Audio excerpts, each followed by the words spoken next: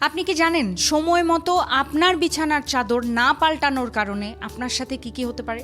আপনার বিছানায় বছরে ২৬ গ্যালন ঘাম আর আপনার বালিশে ১৬ রকমের ছত্রাক জন্মাতে পারে। নিউ ইয়র্ক ইউনিভার্সিটির মাইক্রোবায়োলজিস্ট ফিলিপ টিয়ার্নো এই ব্যাপারে সকলকে সতর্ক করেছেন। টিয়ার্নো একটি ভয়ানক তুলনা টেনে এনেছেন এখানে। তিনি বলেন, অপরিষ্কার চাদরে ঘুমানো হলো কুকুরের বিষ্ঠা স্পর্শ করে হাত না ধোয়ার সমান। মাত্র এক সপ্তাহের মধ্যেই আপনার বিছানার চাদরে জমে যেতে পারে ঘাম, পরাগ, ধুলোমাইটের বর্জ্য, এমনকি ছত্রাকের স্পোর। এগুলো অ্যালার্জির প্রতিক্রিয়া বা অসুস্থতা সৃষ্টি করতে পারে। এমনকি যাদের সংবেদনশীলতা নেই তাদেরও তার স্পষ্ট পরামর্শ হলো আপনার বিছানার চাদর প্রতি সপ্তাহে ধুয়ে ফেলুন। গরম পানি এবং উচ্চ তাপ ব্যাকটেরিয়া এবং ছত্রাক মারার জন্য কার্যকারী ভূমিকা পালন করে। আর হ্যাঁ, অবশ্যই তোশকের কাভার এবং বালিশের কথা ভুলবেন না। সামান্য চেষ্টাতেই আপনার বিছানা হতে পারে একটি পরিষ্কার ও স্বাস্থ্যকর আশ্রয়।